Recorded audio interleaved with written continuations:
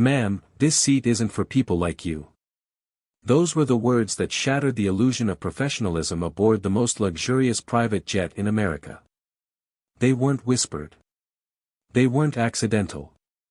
They were delivered, cold and deliberate, to a black woman in worn shoes and a wrinkled blouse, completely unaware she owned the very jet they tried to kick her off.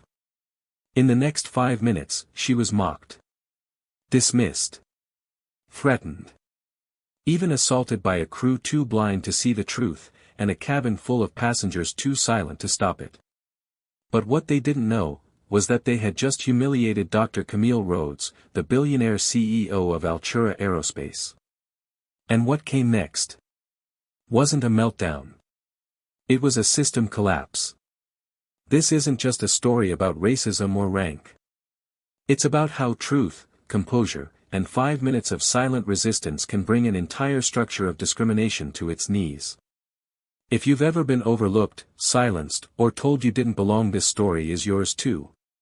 Hit subscribe, because this is the moment justice found its wings.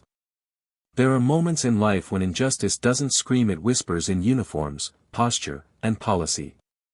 And sometimes, it only takes 5 minutes to reveal a truth too long buried. It began on a private jet parked at LAX, about to depart for a high-profile technology conference in Boston. The aircraft, a luxury Falcon 900 operated by Altura Aerospace, one of the most prestigious names in executive travel. The flight was full business elites, top-tier investors, board members, and upper management types in tailored suits. Everyone knew their place, or so they thought. Just as the last few passengers were settling into their plush leather seats, the cabin door opened again with a soft hiss. A woman stepped in quietly. Petite, poised, and black. Her name was Dr. Camille Rhodes, but no one seemed to recognize her. Instead, all they saw was the way her blouse was slightly wrinkled.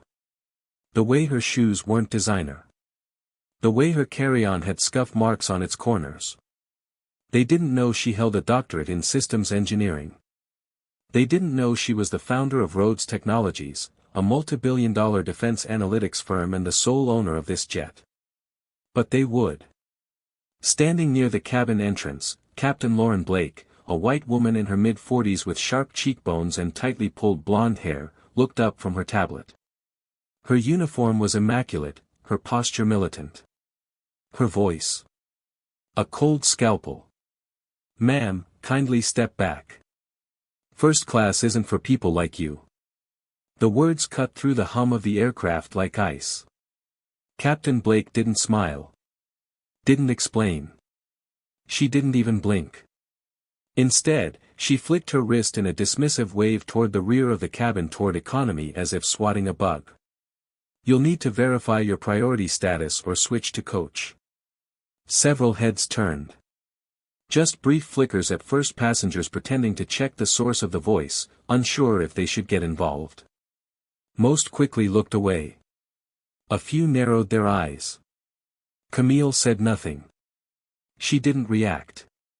She just stood there, unmoved, her expression unreadable. Before she could even reach the aisle, a man stepped directly in front of her. Preston Langford, a white man in his 50s with slick-back gray hair and a custom-tailored vest, rolled his carry-on across the path as a physical blockade. On his wrist, a silver Rolex shimmered under the cabin lights. "This section isn't open to just anyone," he sneered, like he was guarding a country club.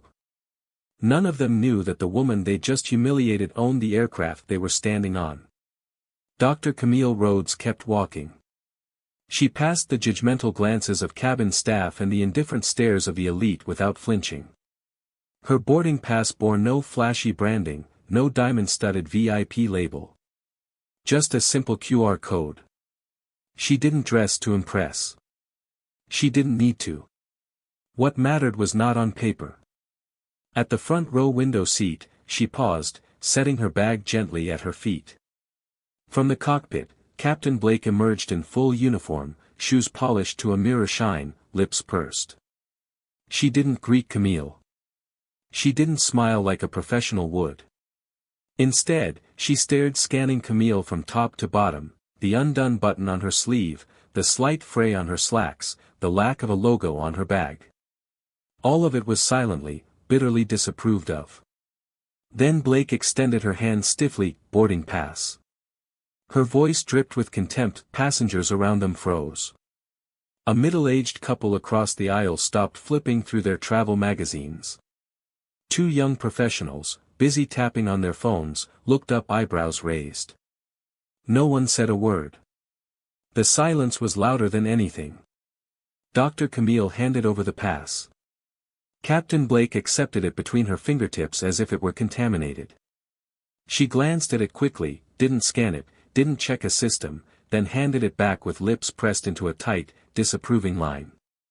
Unverified, she said bluntly. The word wasn't just administrative, it was surgical. A label.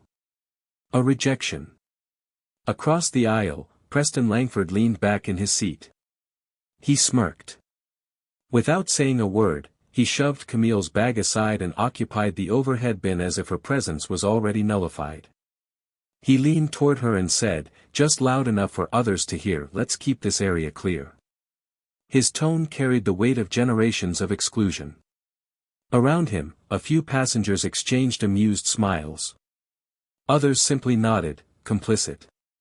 A nearby flight attendant, Sandra Mills, red hair in a tight bun, watched and said nothing. Her lips curled upward, barely perceptible. That tiny smirk said it all. They saw her not as a passenger, but as an interloper. A mistake. Camille inhaled slowly, her grip tightening around the handle of her roller bag. Her eyes never left Captain Blake.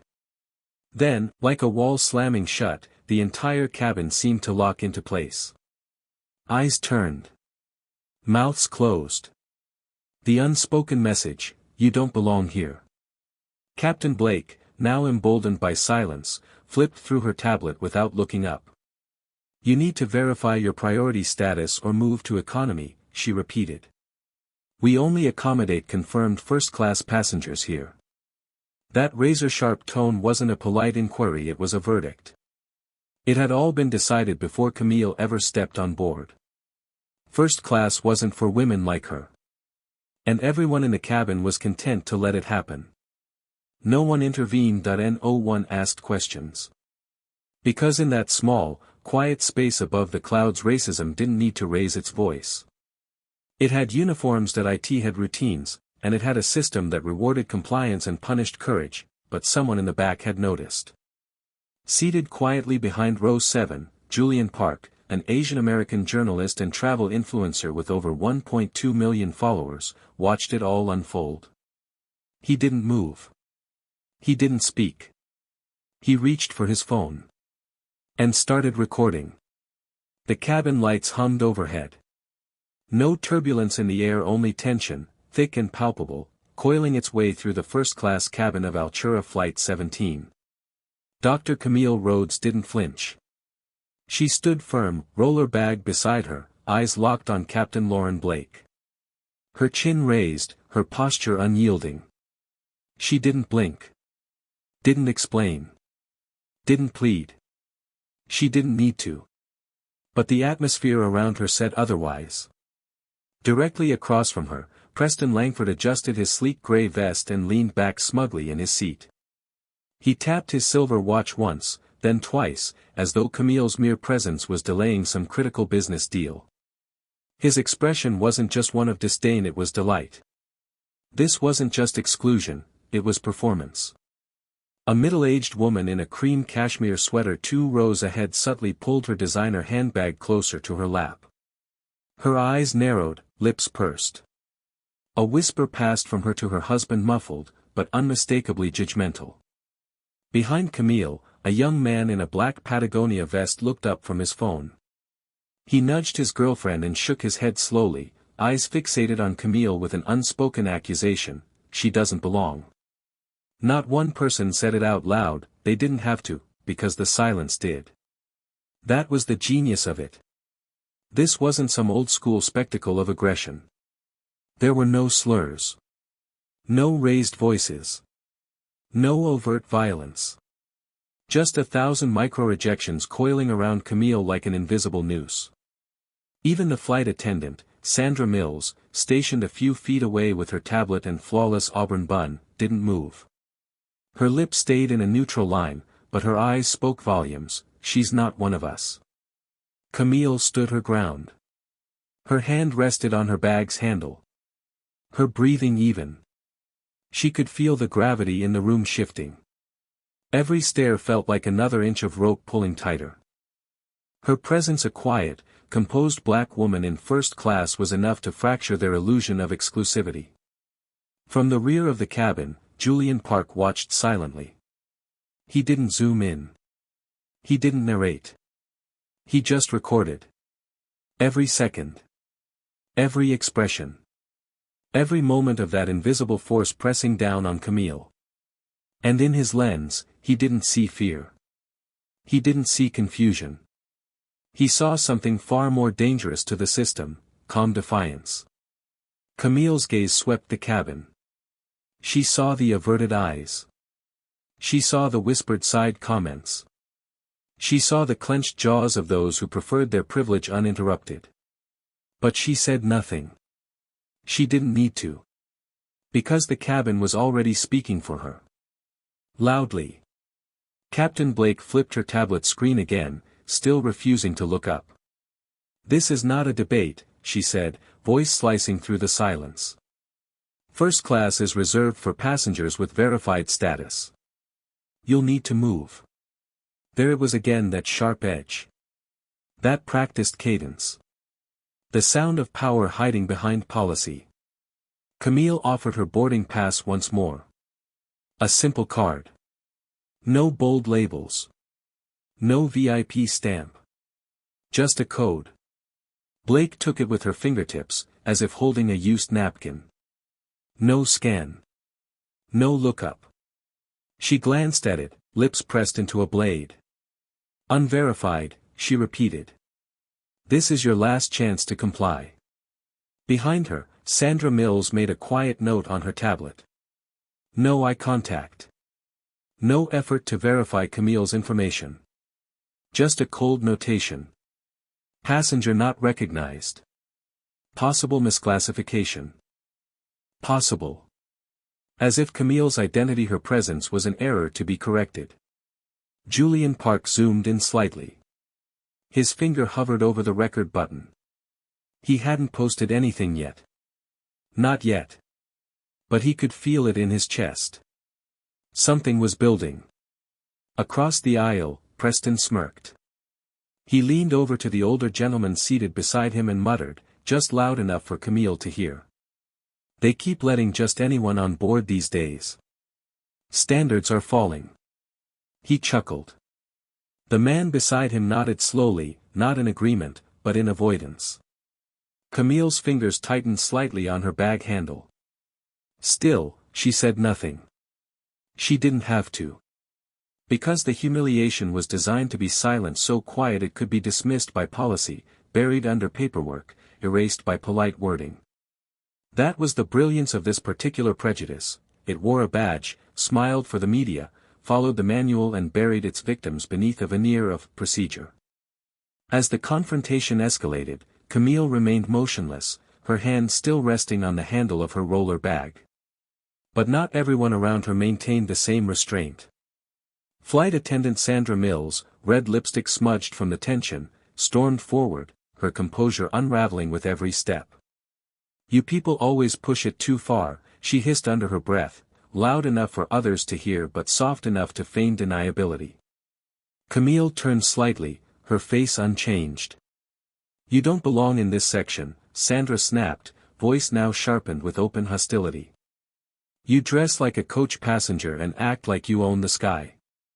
Then, in a moment that shattered all professional boundaries, Sandra shoved her open palm against Camille's shoulder, pushing her back an inch, not enough to knock her off balance, but more than enough to cross the line. Camille's hand rose instantly, not in aggression, but in protection. Her forearm met Sandra's wrist midair, redirecting the contact with a fluid, reflexive grace. Her expression never wavered. Calm. Focused. A woman used to facing storms without flinching. "Don't touch me," Camille said, her voice soft but precise, every word clipped like a scalpel. "You've already said more than enough." The passengers gasped. Not because of the shove, but because of how easily, how coldly it had happened, and how firmly Camille had responded without raising her voice. It wasn't just self-defense. It was a statement. She wouldn't be humiliated. She wouldn't be touched. She would not shrink for anyone. Julian could barely breathe. His camera captured it all. Captain Blake's icy expression. Sandra's quiet complicity. Preston's glee. And Camille's stillness. A calm so sharp it looked like resistance. Because it was. She was resisting something far older than one flight or one airline. She was resisting the system. And in 5 minutes, that system would crack. But not yet. Now came the tightening. The cabin was still. Not peaceful. Not silent. Just still like the surface of a lake moments before a storm ruptures the sky. Dr. Camille Rhodes extended her boarding pass once more, her movement precise, deliberate, and without a hint of trembling. The laminated card rested in her open hand, like an offering to an altar that had already decided her worth. Captain Lauren Blake didn't reach out immediately. She glanced down at the pass, then at Camille's face, then back at the pass again, as if stalling for dramatic effect. When she did finally take it, it was with the same delicacy one might use to remove a spider from a sleeve, 2 fingers only, no unnecessary contact. She didn't scan it. Didn't verify anything electronically. No barcode check. No tablet entry. Just one shallow look, a slight flick of her eyes over the plain, unbranded surface. Then she snapped it back into Camille's hand like returning something unworthy. "Unverified," she said again, her voice colder now, sharper. Around them, the atmosphere shifted again. You could feel it. The tension wasn't just about the seat anymore. It was about the message. "You are not one of us." Camille didn't move. She let the words hang in the air. Not because she didn't understand them, but because she understood them too well. She had heard them her entire life, just dressed differently. This time, the prejudice wore a pilot's badge and a corporate smile.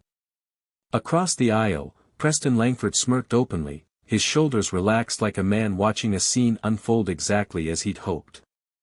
He shoved Camille's small roller bag further down the overhead bin to make space for his own leather case, then leaned in, his voice loud enough to catch the attention of the nearest 4 rows. "Let's keep this area clear," he said, his words aimed not just at Camille, but at the collective idea of her existence in that space. Behind him, a pair of younger passengers chuckled softly. One of them shook her head. The other mouthed, seriously, and returned to scrolling on her phone, pretending the moment was too small to matter. But it mattered. Every glance, every shrug, every grin from those too comfortable to care, it all mattered. At the front, Captain Blake didn't look up. She returned to her tablet, tapping absently, avoiding Camille's eyes, yet somehow still radiating authority. From behind, Sandra Mills maintained her position, tablet clutched like a weapon of quiet compliance. She didn't speak. She didn't verify. She didn't question. And still, no one said a word in Camille's defense.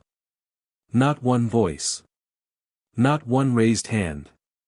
Not even a nervous question. The collective silence had become its own kind of policy, one more effective than any written guideline. Camille looked toward the back of the cabin where Julian Park, seated just behind the business section divider, lowered his phone for a moment. His brow furrowed. His lips tight. He knew what this was. He had seen it before, but never this close, never with this clarity. And now he was capturing it. Not just a video clip. Not just an incident. But a system, revealed in real time. Camille's eyes flicked back to Captain Blake. Her posture hadn't changed. Neither had her resolve. She didn't back down. She didn't raise her voice. Instead, she calmly returned the boarding pass to her coat pocket and adjusted the handle on her carry-on. She was done offering proof to people who had already decided she didn't belong. But the moment was not done with her. From the far end of the cabin, the echo of footsteps approached. Slow, firm, deliberate. Another figure was about to enter the scene, another gatekeeper of protocol, armed not with understanding, but with enforcement. Camille could sense the shift. And yet, she stood still. In a room built to exclude her, Camille's greatest act of rebellion was to remain exactly where she was, exactly as she was. Not less. Not louder. Just unmovable. Unverified? No. Just unwelcome. And that truth, more than any card or code, was the real problem. The weight in the cabin shifted as new footsteps entered the frame, measured, mechanical, and unmistakably official. From the cockpit side corridor, 3 figures moved toward Camille in synchronized formation. Captain Lauren Blake led, her heels tapping against the luxury carpeting like a metronome of rising dread. Beside her walked First Officer Derek Holtz, square-jawed, stiff-lipped, posture tight as a lock. And bringing up the rear, an even more ominous figure, Samuel Crane, head of security for Altura's elite flight division, towering, muscular, clothed in a crisp black uniform that looked more SWAT than airline. His presence wasn't subtle. It was designed to intimidate. The first-class cabin, already silent, became suffocating. Camille didn't move. Her chin stayed raised, eyes fixed ahead, not flinching even when Blake stopped just inches away. "Dr. Rhodes," Blake began, her voice no longer pretending to be polite, "this is your final warning. Present proof of verified priority status. If you cannot, you will be removed from this cabin immediately. That's our policy." Camille said nothing. Holtz, still silent, took a step closer, his voice lower but laced with threat. "Policy requires immediate compliance. Refusal to vacate is grounds for intervention. These aren't our rules, they're safety procedures." Samuel Crane didn't speak. He didn't have to. His folded arms and stone-cold gaze were the threat. Every word, every movement from the trio formed a triangle of pressure around Camille, shrinking her space, daring her to breathe. It wasn't just escalation, it was domination. She didn't argue. She didn't plead. She didn't shrink. But the system didn't need an outburst to justify its next move. Behind the wall of bodies, Flight Attendant Sandra Mills quietly tapped a few commands into her tablet. Her stylus flicked over options like she was checking a dinner order: tag, disruptive. Status, unauthorized. Recommend, security intervention. Not one of those labels had any real basis. No attempt had been made to verify Camille's ID. No system scan had failed. No actual threat had emerged. But the narrative was already being written in the language of bureaucracy, the kind that turns racism into paperwork and erasure into protocol. Still, Camille stood. Still, she said nothing. She didn't need to. The look in her eyes said everything. It wasn't fury. It wasn't even disappointment. It was recognition. She'd seen this pattern before. The manufactured crisis. The chorus of compliance. The shield of policy used as a sword. Across the aisle, Preston Langford sipped his water like it was champagne, his eyes gleaming with satisfaction. "This is what happens," he whispered to the older man beside him. "She thinks this is some Greyhound bus." A few passengers chuckled. A few others shifted in their seats, discomfort creeping in, but still no one intervened. At the back of the cabin, Julian Park was still recording, hands trembling with restrained anger. He zoomed in on the wall of uniforms surrounding Camille. The sharp contrast between her calm, composed presence and the armored enforcement pressing against her like a verdict made flesh. This wasn't customer service. This was control theater. A performance for power's sake. Camille's hands remained at her side. Her roller bag hadn't moved. But the system around her surged into action, spinning a web of justified aggression from policies never questioned. Samuel Crane took one slow step forward. "Ma'am," he said, voice low, clipped, dangerous, "you've been flagged as unauthorized. Please place your device down and vacate this section." Camille's eyes met his. No fear. No retreat. Only the calm, defiant stillness of someone who had already decided she would not yield, not to uniforms, not to protocol, and not to the illusion of authority born from arrogance. But Samuel didn't wait. He lunged forward and, with zero warning, snatched Camille's tablet from her lap, tearing it from her hands with such force that it clattered against the floor, echoing like a gunshot across the cabin. The moment shattered. Gasps erupted. A middle-aged woman clutched her purse like a lifeline.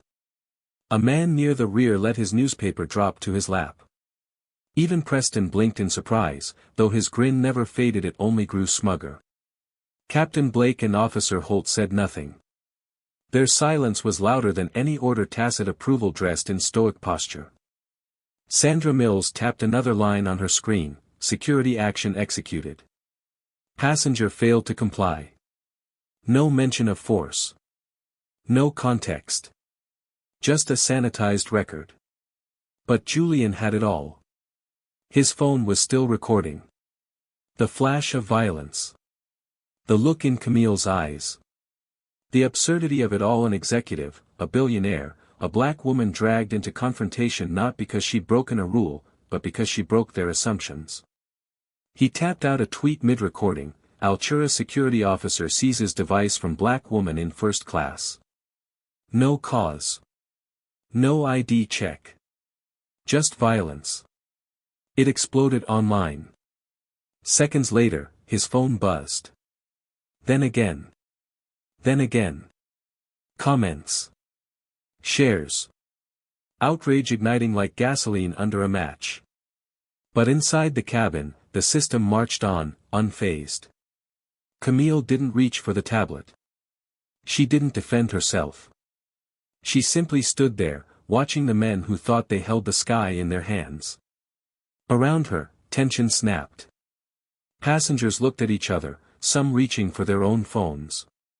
The spell of silence had cracked, and the echo of that tablet hitting the floor would soon ring far louder than any of them could imagine. The tablet lay motionless near Camille's foot, its glass screen spiderwebbed with cracks, catching the overhead light like shards of dignity smashed beneath protocol. She didn't reach for it. She didn't stoop. Instead, she stood there still, silent, composed as the storm around her began to spiral out of the cruise control. Samuel Crane, the security officer who had just torn the device from her hands, didn't move either. His breath shallow. His eyes unflinching. But something in his stance had changed. A flicker of uncertainty now replaced the smug certainty he wore seconds before. It wasn't Camille's reaction that shook him. It was the cabin's. Behind him, whispers were rising like a tide. Passengers leaned toward one another. Hands reached into carry-ons, pulling out smartphones. Not to text. Not to browse. To film. The silence of compliance was breaking, frame by frame. Julian Park, still in the rear, had already uploaded the footage. Samuel's violent grab, Camille's unwavering gaze, the sharp crack of injustice echoing across first class. He tapped in a caption over the video clip, "Security officer grabs black executive's tablet without warning. She owns the jet. Altura Aerospace under fire. Hashtag justice for Camille." The post detonated online. Within seconds, his phone exploded with notifications. Likes. Retweets. Mentions. Shares. Then came the comments. "This is 2025. How do you humiliate the owner of the jet she paid for? Sue them into oblivion." The story was out, and it was too late to take it back. In the cabin, the air grew electric. Every device buzzed as passengers' feeds flooded with the trending headline. Screens refreshed, showing Camille's image, her posture, her eyes, her silence as a symbol of defiance. But here, Inside the luxury cabin, the crew still clung to their roles. Captain Lauren Blake remained frozen, hand gripping her tablet as if it could shield her from the digital hurricane building just beyond the fuselage. First Officer Holtz's face flushed, eyes darting from Camille to the passengers now filming, his once confident posture cracking beneath the weight of exposure. Sandra Mills, the lead attendant, typed rapidly on her tablet. Passenger refused to comply. Security intervention required. Disruption confirmed. No context. No video. No truth. But someone was watching from far away. At Altura headquarters in San Francisco, Aria Desai, Camille's operations chief, watched the security stream from the flight in real time. She saw the footage. She saw Sandra's falsified notes. She saw no attempt at ID verification. And with one command, she initiated Protocol Aegis, a high-level corporate override that activated full surveillance lockdown and preserved all edits, logs, and crew actions from that moment forward. At the same time, a legal notice pinged into the FAA's oversight portal. Suspected discriminatory incident aboard Altura Flight 17. Immediate review requested. Aria's next move was more personal. Through a hidden comm embedded in Camille's smart ring, she whispered only 2 sentences: "Hold your position. The world is watching." Camille blinked once. Subtle. The only confirmation Aria needed. Back in the cabin, Preston Langford was still lounging in seat 3A, arms crossed, a smirk barely restrained on his lips. He leaned toward the man beside him, speaking in that same practiced whisper meant to be overheard. "She's just proving our point. Chaos. Disruption. No decorum." His neighbor didn't answer. He was watching his phone, watching Julian's video. Watching the truth unfold from 1,000 angles. Other passengers began recording too. A mother with a teenage daughter. An older man in a 3-piece suit. A couple in matching Patagonia jackets. No longer satisfied with being spectators. Camille didn't move, didn't need to. Her stillness was louder than the crew's performance. Her silence more powerful than their authority. At the cabin's front screen, the in-flight display glitched for a moment, then switched feeds, no longer showing Altura's welcome message, but a breaking news banner from Bloomberg: Black CEO allegedly humiliated on her own jet, Altura Aerospace under investigation. A hush fell again, but this one wasn't about fear. It was awakening. Eyes turned to Camille, not in judgment, but in slow recognition. Captain Blake turned pale.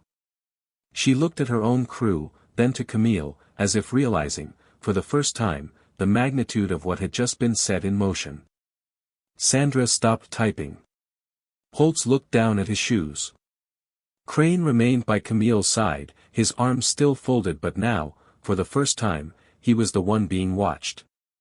Then the passenger in 2D, a middle-aged woman in pearls and a navy pantsuit, did something unexpected. She stood up. Her voice didn't shake. "Excuse me," she said, addressing the cabin crew, "but you've made a mistake. That's Dr. Camille Rhodes. I recognized her from a TED Talk. She's not just a passenger. She's the reason this jet exists."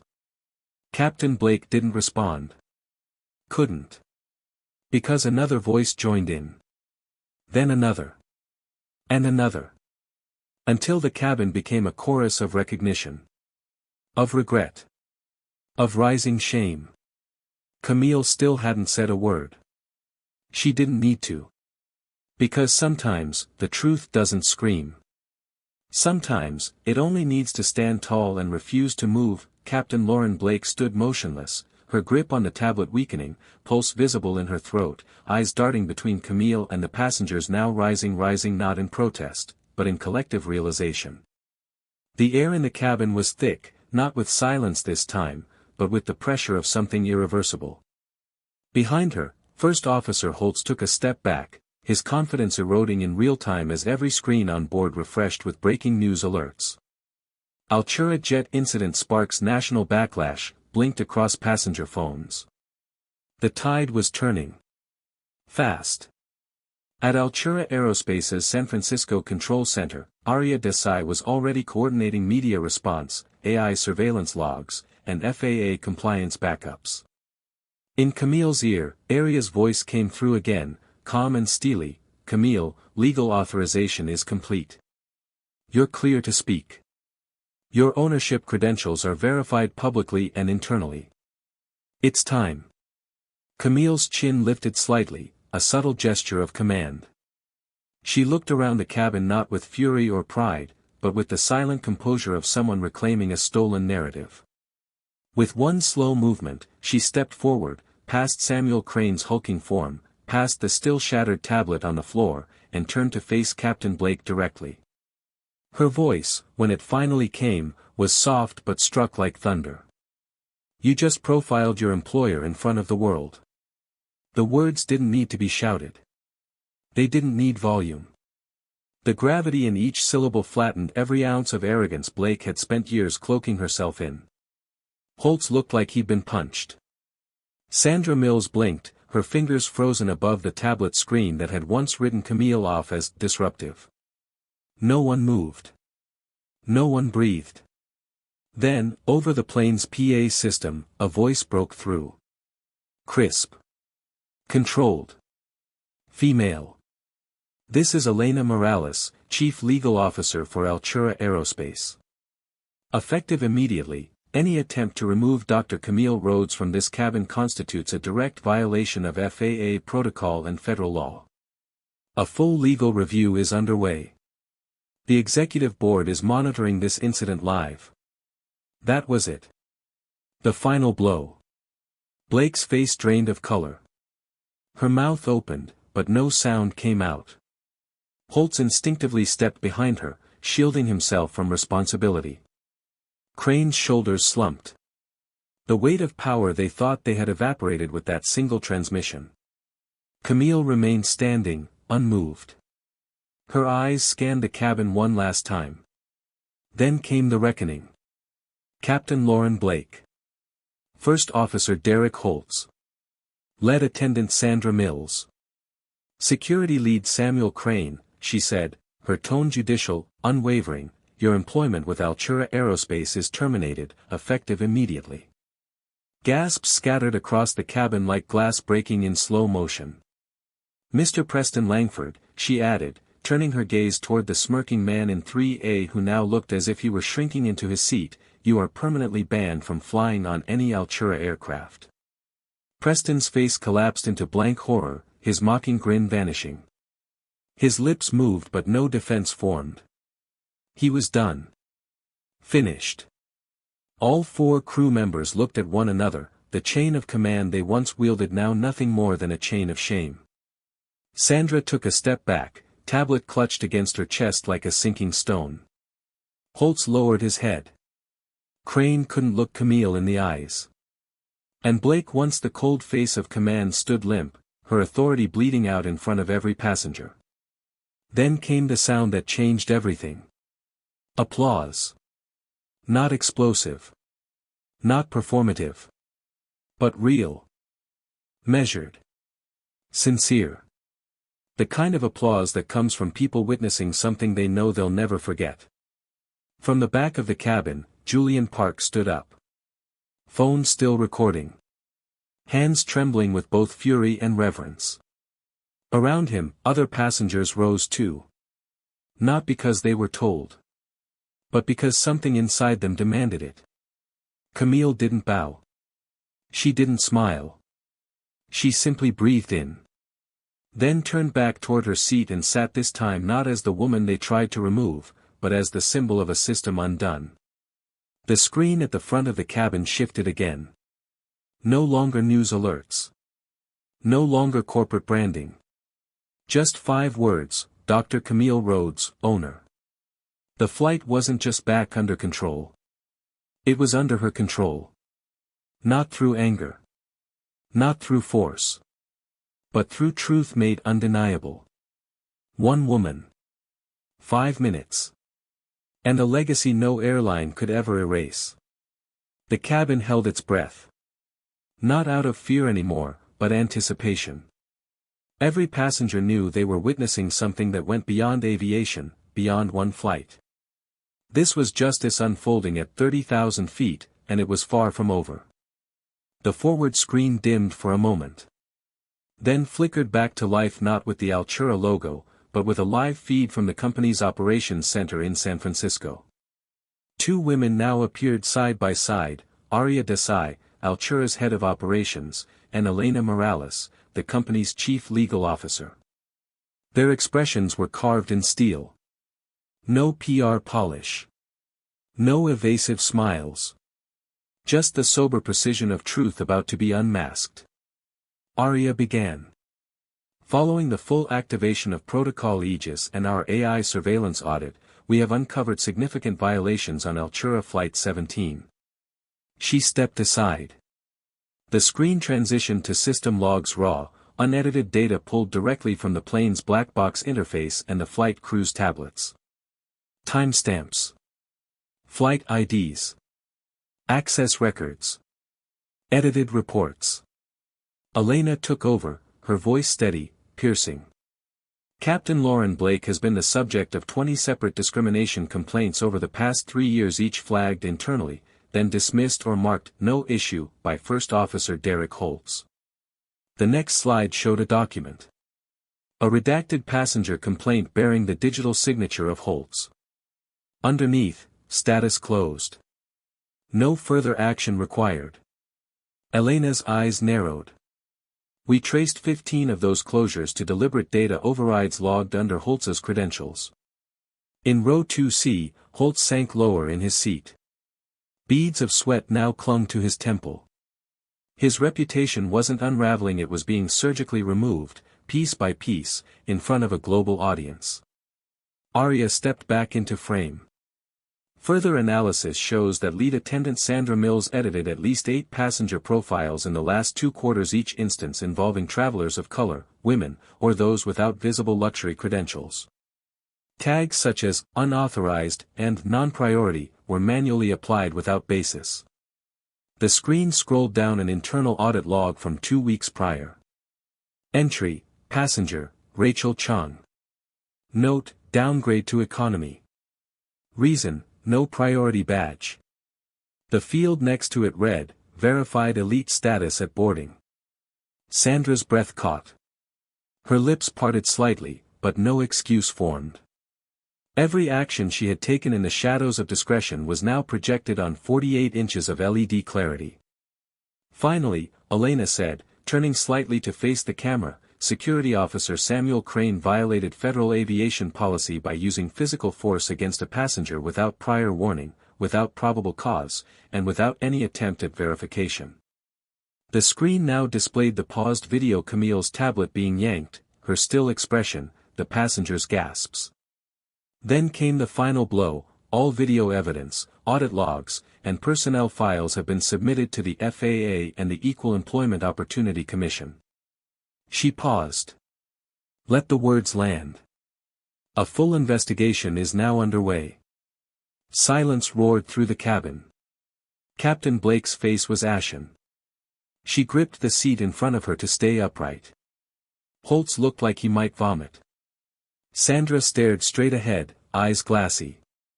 Crane had folded his arms, not in power now, but as if bracing for the full collapse of everything he believed made him untouchable. Passengers watched it all without flinching. Some nodded. Some closed their eyes, trying to absorb the magnitude. Others quietly filmed, understanding this was no longer a story, it was a reckoning broadcast in real time. Camille remained seated, posture regal, expression calm, the unshakable center of the storm. She hadn't spoken since her declaration, but she didn't need to. Her presence, elevated by technology, law, and truth, spoke louder than any protest. One by one, her enemies were being stripped of the veils they'd worn. Not with vengeance. With verification. Back in the operations center, Elena's voice came through one last time. Effective immediately, we have revoked all access credentials of the involved parties, preserved all communications for federal inquiry, and launched an internal task force to implement permanent oversight on racial and gender bias. The final frame on the screen was simple. A red banner with white letters, "Truth cannot be erased." The feed cut out. But the impact remained etched into every passenger's memory, and echoing across every phone, tablet, and screen around the world. Outside the aircraft, the sun began its slow descent over the California horizon, casting a golden hue through the windows of Altura Flight 17. Inside, the atmosphere had transformed. Where silence once signaled complicity, it now bore the weight of reflection. No one moved. No one spoke. They were all bearing witness. Dr. Camille Rhodes sat upright in her first-class seat, not as a token of power reclaimed, but as a quiet monument to truth. In the row behind her, a middle-aged woman with silver hair reached out and gently touched her shoulder. She didn't say a word. She didn't need to. The gesture was enough. A thank you. A reckoning. A redemption. On dozens of phones, push notifications rolled in like aftershocks. CNN. Reuters. Bloomberg. Altura CEO humiliated on her own flight, discrimination caught on camera sparks national probe. FAA suspends crew of Flight 17 pending federal review. Passengers rally behind black tech mogul who stood her ground. But the most powerful headline wasn't from a journalist. It was from Julian Park's final tweet. It only took 5 minutes of prejudice for her to dismantle an entire system. Never underestimate stillness, silence, or truth. Within 12 minutes, the post had 3 million impressions. Within 20, it became a global trending topic. At Altura's headquarters, Aria Desai and Elena Morales stood before the board. The decisions were swift, the consequences irreversible. Richard White's contract was permanently severed. The partnerships he once bragged about gone. Every client tied to the incident either withdrew or demanded full policy transparency. Simultaneously, Aria announced the formation of a new department, the Altura Equity Program, a real-time, AI-driven oversight system designed to detect and eliminate systemic bias across every flight, crew log, and passenger interaction. Camille's voice came through the jet's PA for the first time, not angry, not victorious, just steady. We cannot allow silence to become the language of injustice. And we will never again let uniforms, tablets, or policy become a shield for exclusion.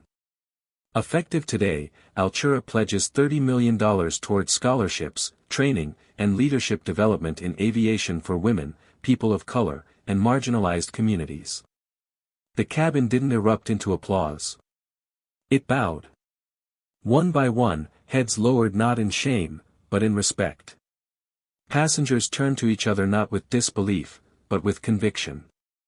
Across the nation, schools, companies, and agencies began sharing Camille's quote, printed beneath her image captured from Julian's video: chin lifted, back straight, eyes calm, justice doesn't need to shout.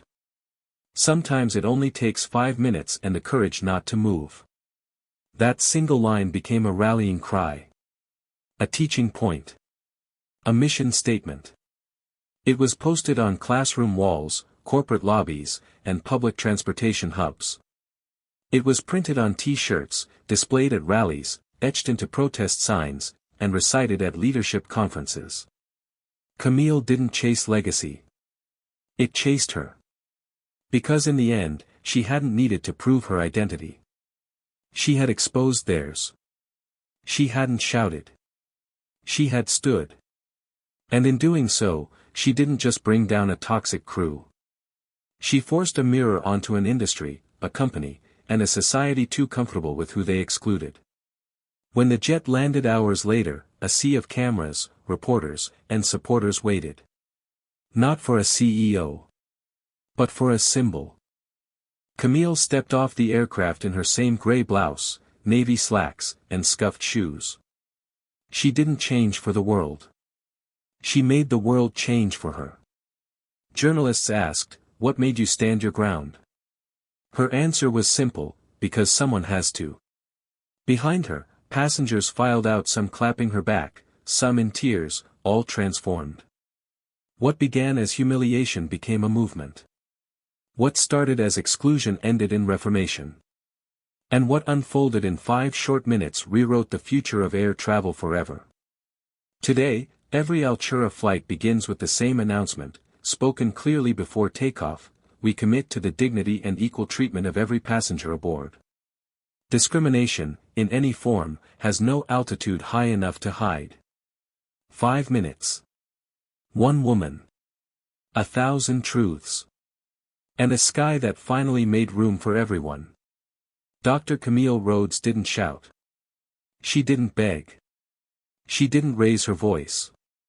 She stood firm with truth, with dignity, and in that silence, she dismantled a structure built on exclusion and unchecked power. This is not just a story about one flight or one airline. It is a reflection of the invisible boundaries drawn around people every single day based on skin color, perceived status, or attire. It is a mirror to the quiet moments where prejudice hides behind policies, and discrimination wears the mask of professionalism.